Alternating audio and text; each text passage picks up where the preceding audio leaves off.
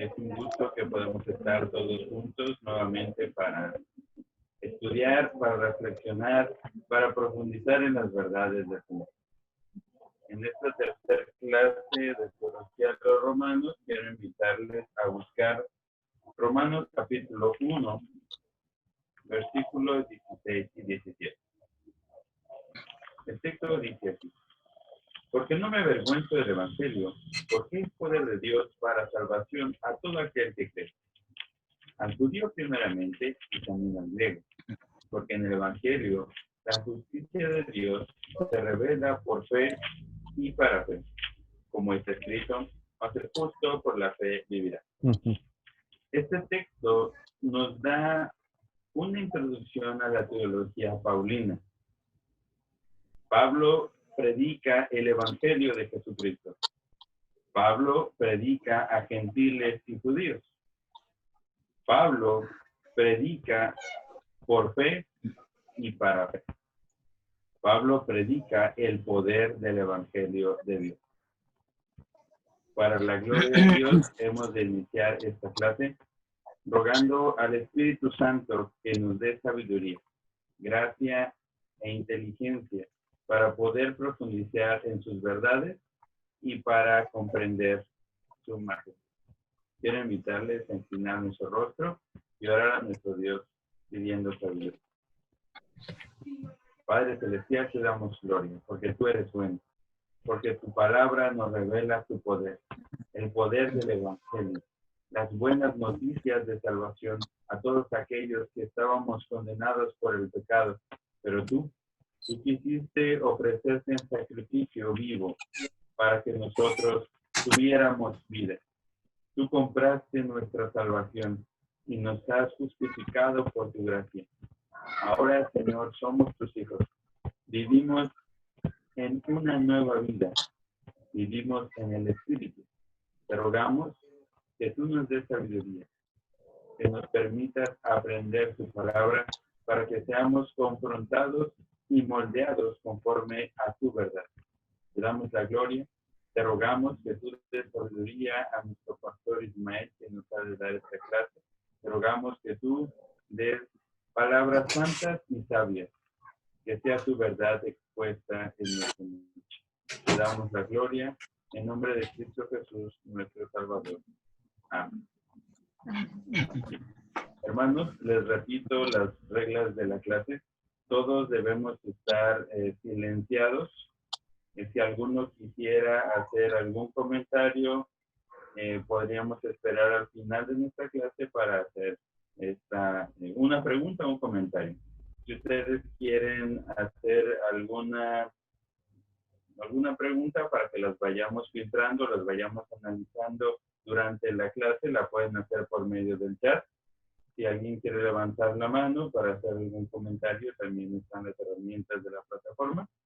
Les invitamos a todos, hermanos, también que puedan estar con su cámara encendida, ya que es muy importante para nosotros ver sus reacciones, ver la forma en la que ustedes están comprendiendo el tema. Y también les invitamos a todos que podamos estar atentos y dispuestos para preguntar, para comentar. Damos el tiempo a nuestro pastor Ismael. El Señor le dé sabiduría. Bien, hermanos, qué gusto poderlos saludar ya de una forma completa. Ya hemos saludado, nos hemos saludado a algunos. Veo también a mi hermano Ismael, que está ahí. ¿Sí es el hermano Ismael? Les da mucho gusto saludarles a todos los hermanos que están entrando apenas al curso. Nos emociona mucho saber que hay hermanos que se están anotando para estudiar juntamente con nosotros. En esta ocasión, que ya es la tercera clase que vemos acerca de la teología paulina, la teología de la epístola a los romanos, ya nos han quedado claras algunas cosas. Lo primero que nos ha quedado claro es el asunto del autor. El autor es Pablo, quien en otro momento se llamó Saulo de Tarso. Ya nos quedó claro también que los destinatarios eran los creyentes romanos. La forma en la que se construyó esa iglesia fue una forma muy interesante. Y el año en que se escribió esta carta fue en el año número 57-58, en ese tiempo aproximadamente. Y bueno, qué bueno que estamos estudiando esto, porque el tiempo de la composición fue desde Corinto. Estas cosas ya las podemos visualizar claramente, y cada vez que nosotros comenzamos a estudiar, nosotros los debemos de recordar siempre. Ahora, si a esto agregamos cuál es el versículo clave para todo el libro, toda la carta, podríamos decir que es Romanos 5:1.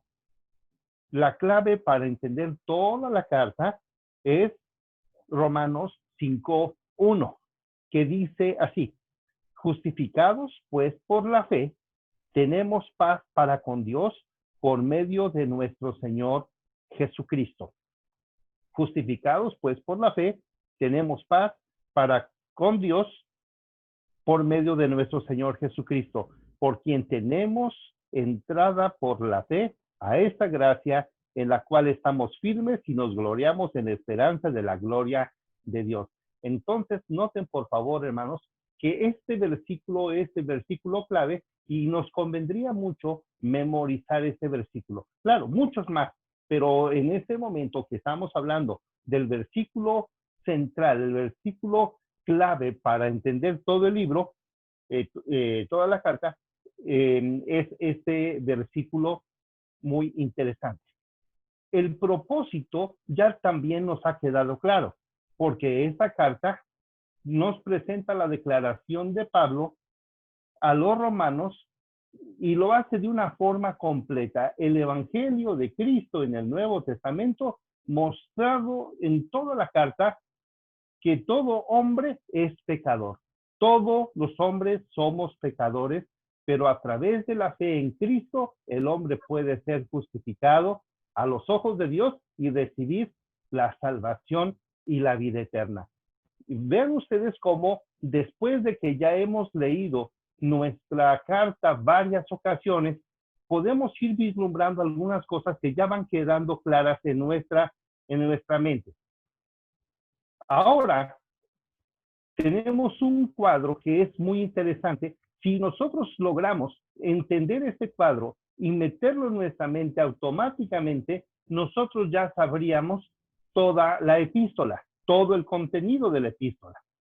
El tema central, ya dijimos que es la justicia de Dios por medio del Señor Jesucristo, como lo encontramos en el texto lema, en el texto clave. Pero el libro se divide en tres secciones.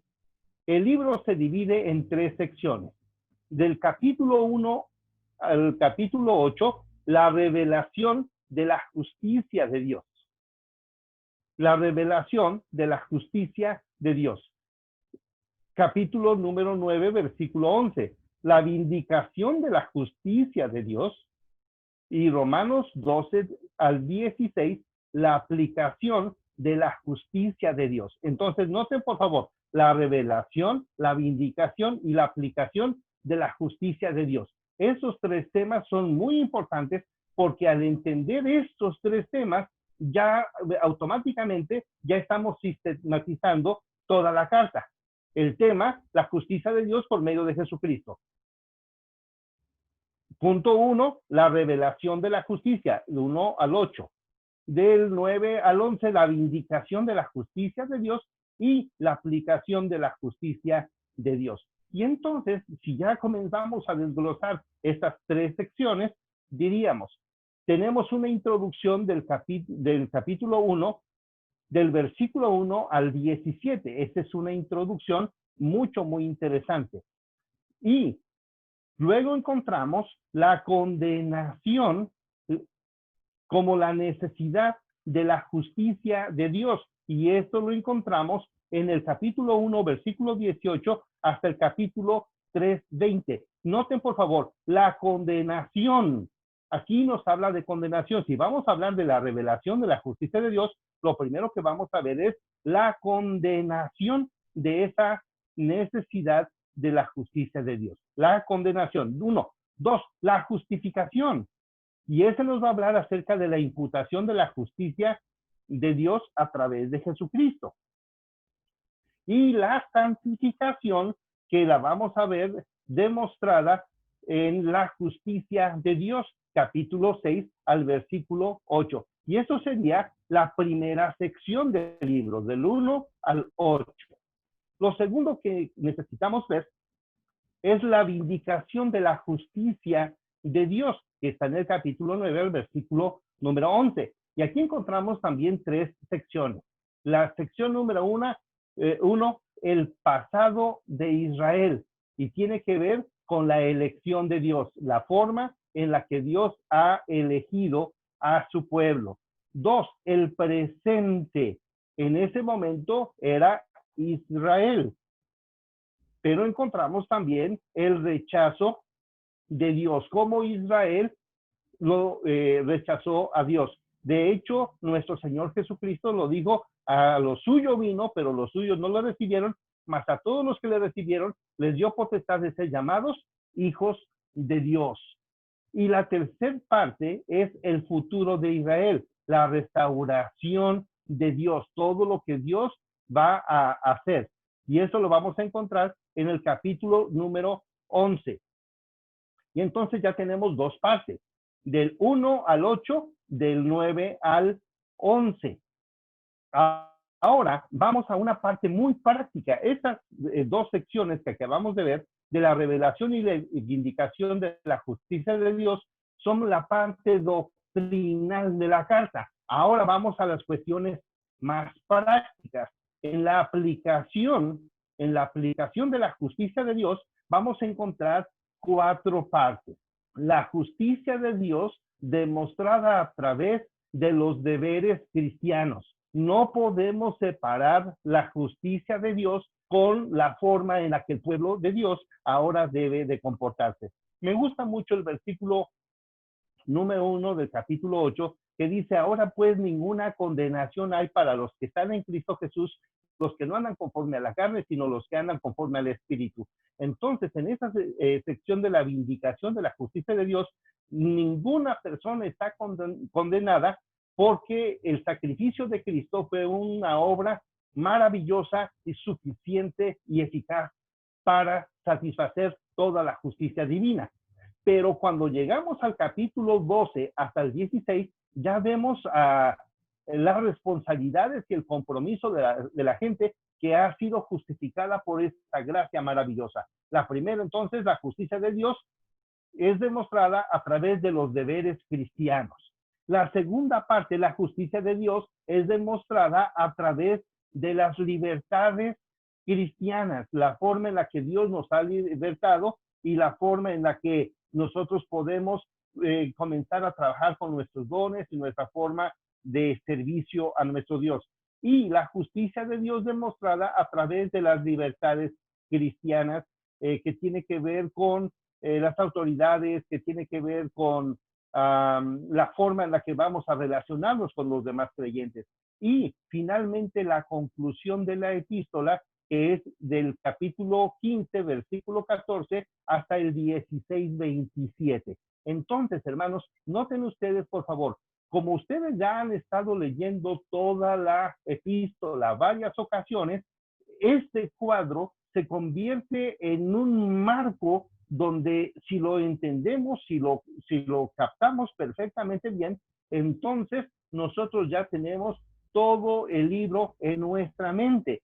Y va a ser fácil cuando nosotros necesitemos dar un estudio, que queramos estudiar alguna sección, cuando queramos nosotros dar alguna enseñanza, claramente nos va a llegar a nuestra mente todo nuestro cuadro. Esto es algo que todos los pastores y todos los líderes debemos hacer cada vez que estamos estudiando alguna epístola, algún libro o alguna sección. Entre más completo tengamos el marco de referencia, entonces más claro nos va a quedar nuestro estudio. Bueno, hasta este momento podríamos decir que ya tenemos un panorama, ahora sí, completo de toda la epístola. Pero hay un tema que nos llama muchísimo la atención, que tiene que ver precisamente en la primera sección que nosotros estamos viendo. Lo primero que nosotros vemos es el conocer a Dios, el conocer al hombre. Y en esta sección del capítulo número 1 al capítulo número 3, vamos a encontrar una de las doctrinas muy fuertes dentro de nuestras iglesias, especialmente la iglesia reformada, que es la depravación total del hombre. En un estudio anterior, ya nosotros comenzamos a dar algunas pequeñas pinceladas, pero queremos ver esta doctrina un poquitito más, al detalle, un poquitito más con detalles que pueden ser prácticos para nosotros. La depravación total del hombre en la epístola a los romanos. Así le vamos a nombrar a esta sección que vamos a estudiar en este momento. Aquí tenemos 4 cosas. La primera cosa para entender la depravación total del hombre es conocer la naturaleza pecadora del hombre. La naturaleza del hombre. ¿Quién es el hombre? ¿Por qué el hombre actúa como debe, como funciona siempre, como actúa siempre? 2. Algo que tenemos que entender nosotros en esta epístola es conocer la condición del hombre. Una cosa es la naturaleza, otra cosa es la condición. Son 2 cosas distintas. Alguien puede decir, hermano, yo entiendo mismo. No vamos a tratar de explicar la diferencia ya dentro de nuestro estudio. Y 3, una enseñanza, vamos a ver que la depravación total del hombre es una enseñanza o doctrina bíblica, porque la podemos encontrar en todas las escrituras, pero hay ciertos detalles aquí que quiero mencionar que nos va a dar esa claridad. Y 4, la cuarta cosa que quiero mencionar en este estudio es conocer al hombre como reo de condenación. Esto es importante. Número 1, la naturaleza pecadora del hombre. 2, la condición del hombre. 3, que es una enseñanza bíblica. Y 4, conocer al hombre como un reo de condenación. Cuando nosotros ya comenzamos a estudiar así, bueno, ya nos está quedando todavía más claro cada una de las secciones. Y en esta primera sección tenemos que entender la naturaleza pecadora del hombre. Noten por favor, que en esta sección yo puedo decir, todos pecaron. Si nosotros leímos en la escritura de Romanos en esta semana, que lo leímos varias ocasiones, entonces nos damos cuenta que todos pecaron, todos, tanto judíos como gentiles y también griegos. Cuando decimos griegos, pues nos referimos a los griegos específicamente. Cuando nos referimos a los gentiles, nos referimos a todas las naciones de esa época. Y bueno, judíos, gentiles y griegos como un todo, como todo un cúmulo de personas. Vamos a referirnos, son nuestros representantes. Al ser hombres, todos, judíos, gentiles y griegos, representan algo importante. Todos somos pecadores. Bueno, quiero invitarles a tener su Biblia a la mano, porque los pasajes que están aquí realmente son muy significativos y no son pasajes que nosotros podamos dejar o pasar por alto. Debemos de verlos en detalle. No voy a detenerme mucho, pero sí vamos a ir mencionando las cosas que aquí son importantes para que podamos entender la naturaleza pecadora del hombre. Todos pecaron. Todos pecaron. Capítulo 2, versículo 12. Dice la Escritura, porque todos los que sin ley han pecado, sin ley también perecerán. Y todos los que bajo la ley han pecado, por la ley serán juzgados. Entonces, aquí nos dice todos los que sin ley y todos los que tienen ley. Es decir, los que quieren ser juzgados con la ley de Moisés, bueno, con esa ley serán condenados. Y si estamos hablando de la ley de los romanos, también. Entonces, los que tienen ley o los que no tienen ley, todos los hombres somos pecadores. Por eso dice, por la ley también serán juzgados. Primer versículo. Esto incluye a todas las personas, los de ley y sin ley. Capítulo 3, versículo 9. Esto lo vamos a repetir un poquito más tarde. ¿Qué pues? ¿Somos nosotros mejores que ellos? ¿Somos mejores los judíos que los gentiles? Dice Pablo, en ninguna manera. Esta frase, en ninguna manera, la vamos a encontrar casi en toda la carta, si no es que ustedes ya lo notaron. En ninguna manera. Pues ya hemos acusado acusación a judíos y a gentiles que todos están bajo pecado. Todos los hombres, todos, judíos y gentiles, todos están bajo pecado, bajo el control y la autoridad del pecado. Capítulo número 3, versículo número 22. La justicia de Dios por medio de la fe en Jesucristo para todos los que creen en Él, porque no hay diferencia. Versículo 23. Por cuanto todos pecaron y están destituidos de la gloria de Dios. Todos. La naturaleza del hombre es que todos los hombres son pecadores, todos los hombres somos pecadores desde nuestro nacimiento hasta nuestra muerte. Todos merecemos la ira de Dios. Y entonces, para poder entender la doctrina de la depravación total del hombre, tenemos que entender este principio. Todos, no hay ni uno solo, no hay uno que pueda estar excusado por causa de su pecado. Capítulo 5, versículo 12. Por tanto, como el pecado entró en el mundo por un hombre y por el pecado la muerte, así pasó la muerte a todos los hombres, por cuanto todos pecaron. Y hermanos, esto es importantísimo porque hay grupos de doctrina diferente. Ellos no creen en la depravación total del hombre y entonces dicen que el hombre es un poco bueno o que parcialmente pecó Adán y entonces ese pecado pues es remediable, no necesitamos a Cristo porque no somos tan malos, porque tenemos una parte de buenos. Pero este pasaje nos está diciendo que así como la muerte pasó a todos los hombres, por cuanto todos pecaron. Esto es algo enfático. Estoy tratando de ser muy enfático en esta sección. Capítulo capítulo 11, versículo 32.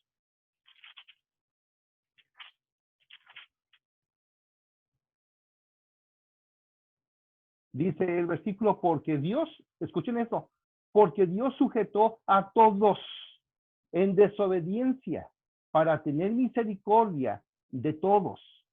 Porque Dios sujetó a todos en desobediencia para tener misericordia de todos. Esto lo explicaremos en su momento, pero notemos esto, todos.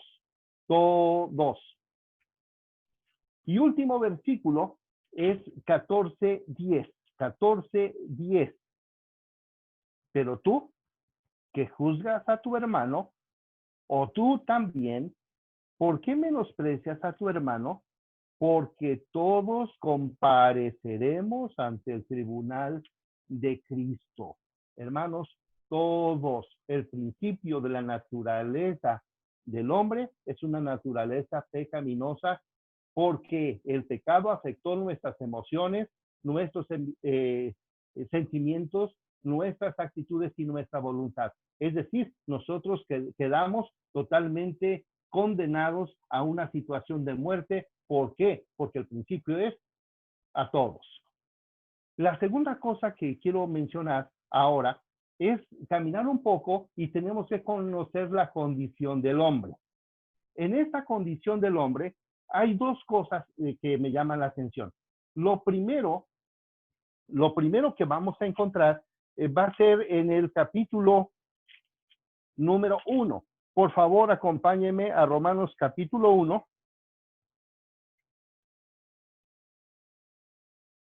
Y esta porción, hermanos, es realmente muy difícil. Desde el versículo 18 hasta el versículo 32 está hablando de la culpabilidad del hombre. ¿Y cómo no va a ser culpable el hombre? Porque la ira de Dios se revela desde el cielo contra toda impiedad e injusticia de los hombres que detienen con injusticia la verdad. Porque lo que de Dios se conoce les es manifiesto, pues Dios se lo manifestó. Porque las cosas invisibles de Él, su eterno poder y deidad, se hacen claramente visibles desde la creación del mundo, siendo entendidas por medio de las cosas hechas, de modo que no tienen excusa. Pues habiendo conocido a Dios, no le glorificaron como a Dios, ni le dieron gracias, sino que se envanecieron en sus razonamientos y su necio corazón fue entenebrecido. Profesando ser sabios, se hicieron necios, cambiaron la gloria de Dios incorruptible en semejanza de imagen de hombre corruptible, de aves, de cuadrúpedos y de reptiles, por lo cual también Dios los entregó a inmundicia en las concupiscencias de sus corazones, de modo que deshonraron a Dios. Versículo 35, ya que cambiaron la verdad de Dios por la mentira, honrando y dando culto a las criaturas antes que al Creador, el cual es bendito por los siglos de los siglos. Y así sigue la escritura. Versículo número 29. Estando atestados, escuchen bien esta palabra, estando atestados. No sé si sea una palabra común en el lenguaje nuestro, pero tal vez es una palabra que no usamos con mucha constancia. Dice estando atestados. Y entonces cuando Pablo está hablando de esta palabra, estando atestados, hace un énfasis profundo. La palabra en griego es la palabra pleroma. Pleroma. Pleroma significa estar totalmente lleno, totalmente lleno. Entonces, si ustedes notan, la palabra es peple, peple, que es P. Es una forma doble, le llamaríamos una reduplicación, porque estamos hablando que el tiempo en el que se escribe esta palabra es un tiempo perfecto, que significa algo que ha llegado a su clímax, algo que ha llegado a su totalidad. Pero la palabra peple está indicando que es la parte más alta, más profunda, más saturada. Entonces, estos hombres tienen una vida, o todos los hombres hemos tenido una vida donde nuestra condición es de total pecado. Entonces, estando atestados de toda injusticia. Escuchen, injusticia. 2, fornicación. 3, avaricia. 4, maldad. Entonces, imagínense, queridos hermanos, lo que Pablo está tratando de decir aquí. Está tratando de mostrar la condición totalmente pecaminosa del hombre. Algunos no se sienten tan pecadores, pero, hermanos, dice la Escritura, que estando atestados, hasta más allá de la testa, más arriba de la cabeza, está totalmente, diríamos que se están derramando de tanta injusticia, de tanta fornicación, de tanta perversidad, de tanta avaricia y de tanta maldad. ¿Cuál es la condición del hombre? De una saturación, de un control absoluto del pecado. El hombre está totalmente dominado por el pecado. La segunda cosa que me llama la atención en este mismo cuadro es que dice llenos de. Si el versículo 29 nos está diciendo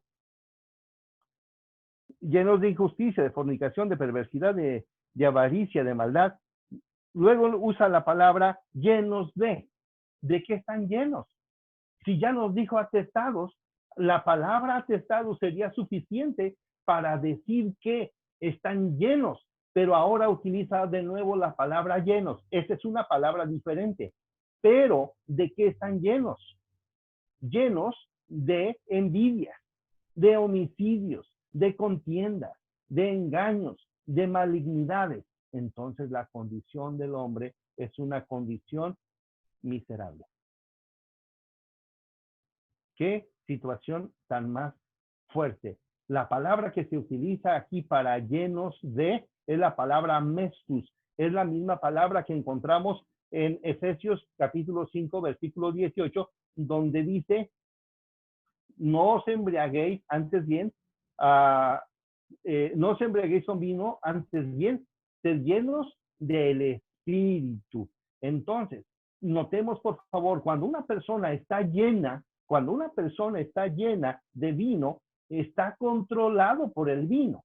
Una persona que está llena de odios está controlada por sus odios.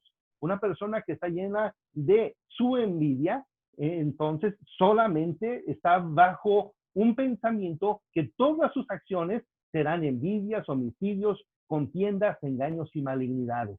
Hermanos, este es el hombre tal como lo presenta el libro de Romanos. Pablo es enfático. Toda la escritura nos muestra que el hombre es pecador y que el hombre es un ser que está imbuido y muerto en sus delitos y pecados. Pero cuando nos acercamos a esta enseñanza en Romanos, podemos encontrar varias cosas. Lo primero que podemos decir es que es una enseñanza bíblica o una doctrina bíblica. A lo mejor a mucha gente no les guste usar mucho la palabra doctrina porque suena a templo, pero la palabra enseñanza es la misma palabra. Entonces, lo que los padres hacen en los hogares es adoctrinar porque están enseñando a sus hijos. Entonces, nosotros nos acercamos aquí a la escritura y vemos algunos detalles que son importantes. Hermanos, noten por favor, David, el rey David, es un maestro de esta doctrina.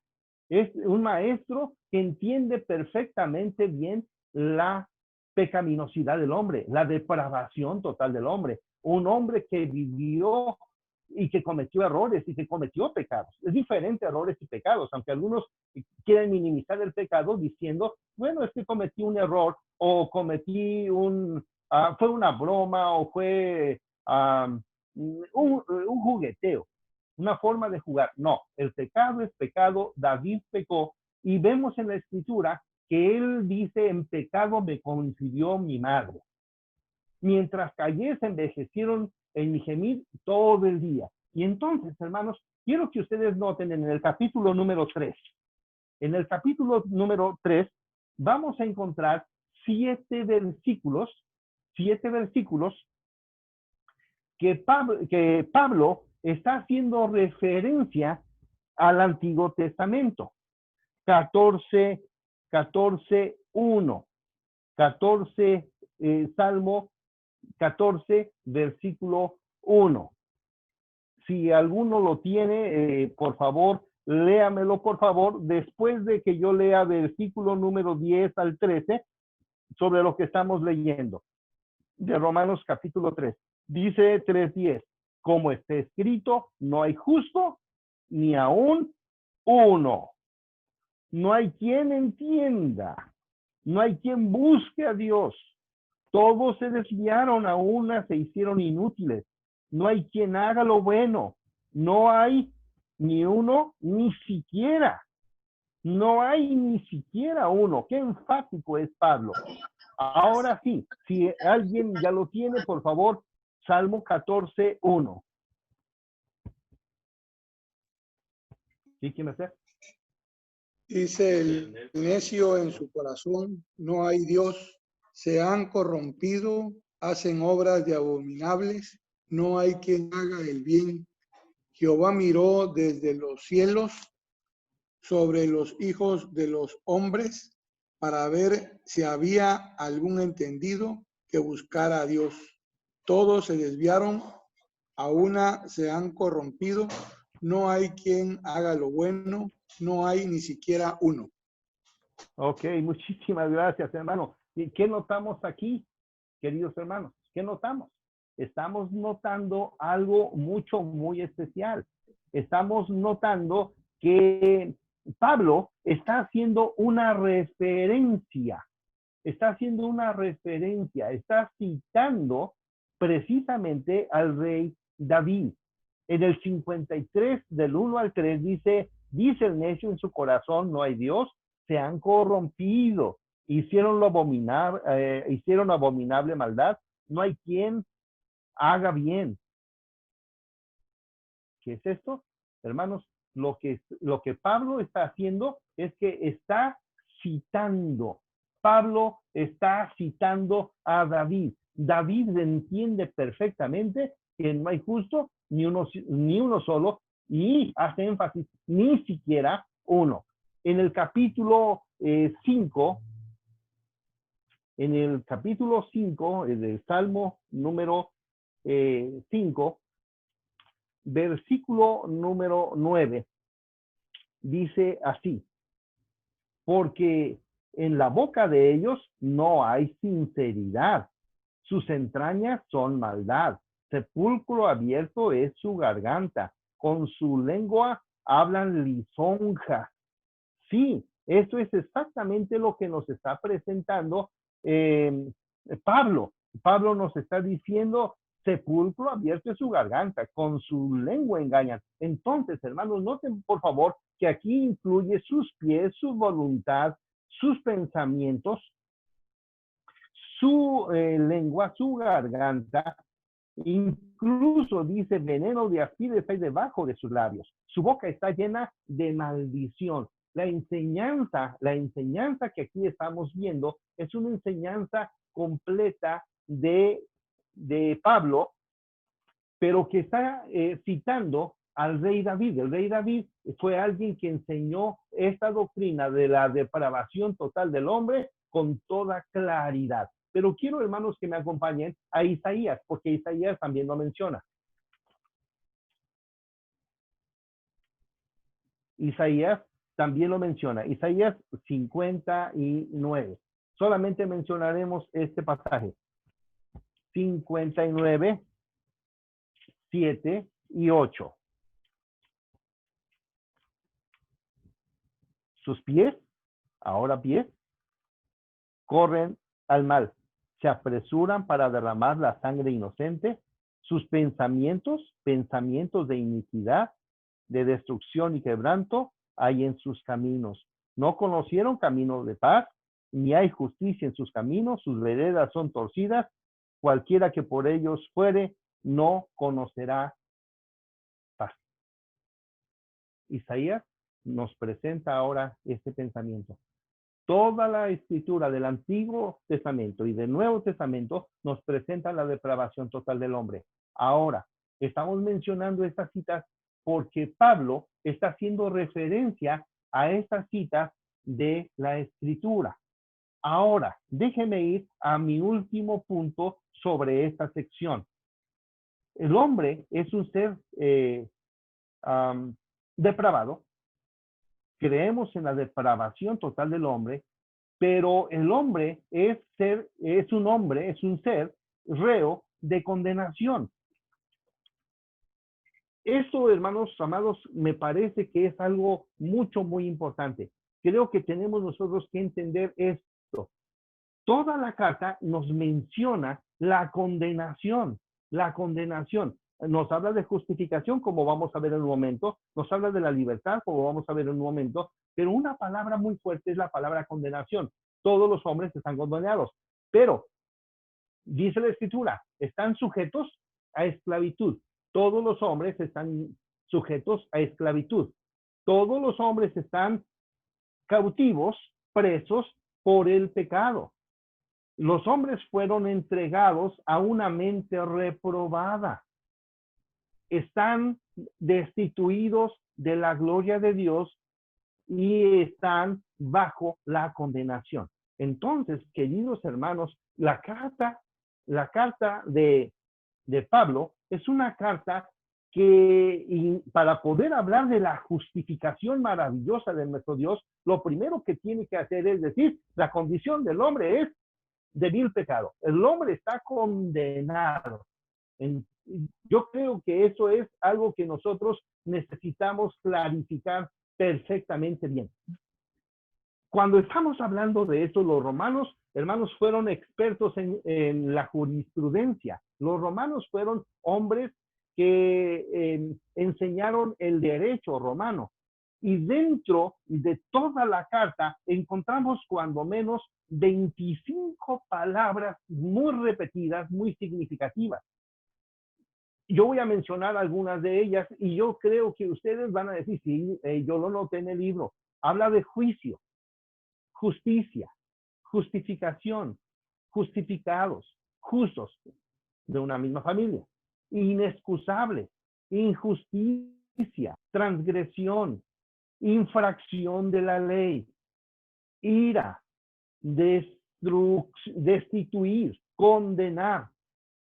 13, el tribunal, la libertad, libres, ley, reconciliación, misericordia, severidad, bondad, salvación, ser salvos, interceder, siervos y esclavos. 25 palabras en toda la epístola que tienen que ver con el libro de Romanos para decir que el hombre realmente es un hombre condenado, un hombre sobre quien ya cayó una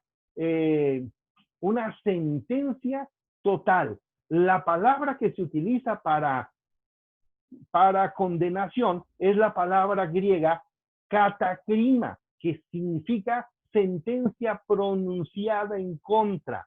La palabra crima, esta palabra la podemos dividir en dos. La palabra crima significa juicio y condenación, solamente la palabra. Crima ya es una palabra que nos va a indicar una sentencia, pero como llega la palabra katakrima, la palabra kata le va a dar una intensidad fuertísima, algo muy fuerte. Entonces, esta sentencia pronunciada en contra, ese veredicto, esa aplicación de la condena, es algo que todos los hombres merecemos. Aquí hay varios pasajes que podríamos estudiar, pero quiero solamente que mencionemos uno, aunque la sentencia acaba de ser quitada. Capítulo 8, versículo número 1. Ahora pues, ninguna condenación. Sí, ahora pues, ahora que ya llegó Cristo, ya que ya llegó la justificación, pero antes de esa maravillosa justificación, queridos hermanos, el hombre ha vivido en total condena.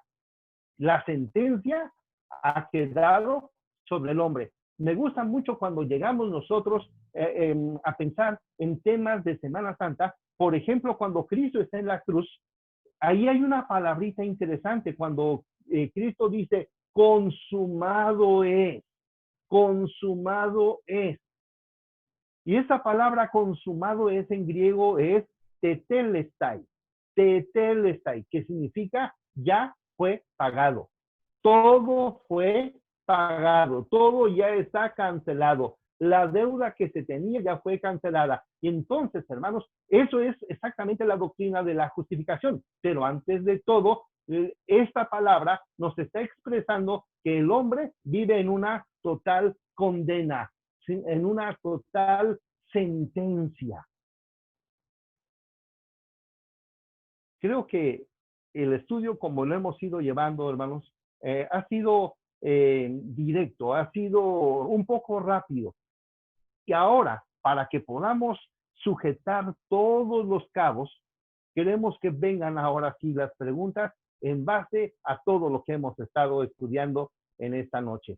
Un momento de estudio, pero también ahora un momento de preguntas y respuestas para sujetar toda la enseñanza que hemos estado presentando en esta noche.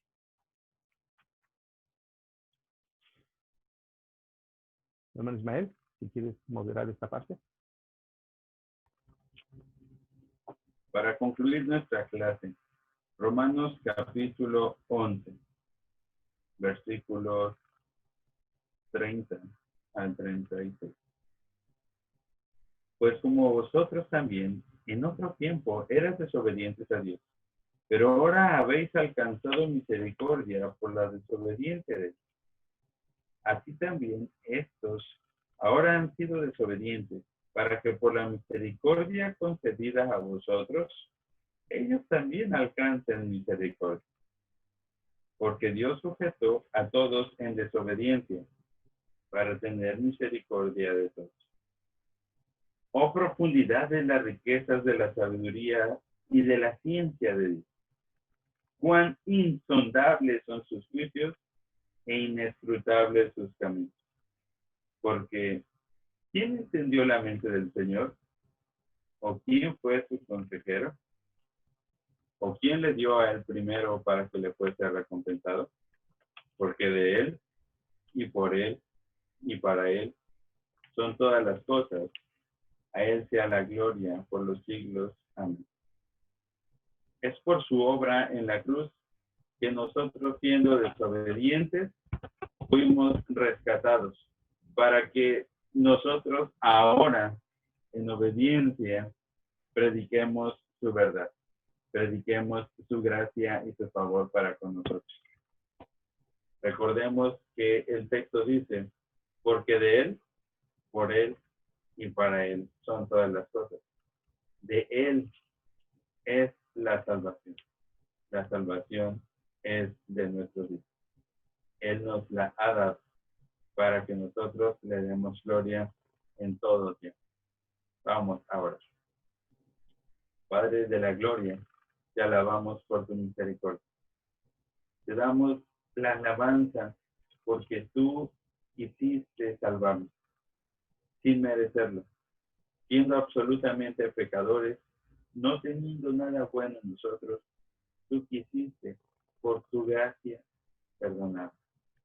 Gracias, Señor, porque siendo inmerecedores, ahora somos herederos. Porque siendo excluidos, ahora somos tus hijos. Tú nos adoptaste por los méritos perfectos de Jesucristo. Gracias por tu salvación. Gracias porque nos das el privilegio de acercarnos a meditar en tu palabra. Te rogamos que nos permitas predicar con poder tu evangelio, que nos permitas compartir a todos tu mensaje de gracia. Y Señor, gracias porque en tu plan quisiste tenernos aquí y nos has enviado a hacer esta labor. Te damos la gloria. Gracias por tu hijo, el pastor Ismael, a quien le has dado sabiduría. Y gracias por cada uno de nosotros. Nos has dado el tiempo, la disposición y los recursos para estar estudiando tu palabra. Sabemos que es tu Santo Espíritu quien nos ha unido en este tiempo. Te damos la gloria en nombre de Cristo Jesús. Amén. Muchas gracias, hermanos, por acompañarnos en esta sesión. Les invitamos el próximo viernes a la misma hora, 8 de la noche, conectarnos todos para tener esta cuarta sesión de Teología de Romanos. El Señor les bendiga. Muy buenas noches a todos. Estamos en contacto. Las tareas las enviaremos en esta ocasión por el grupo de WhatsApp. El Señor les bendiga.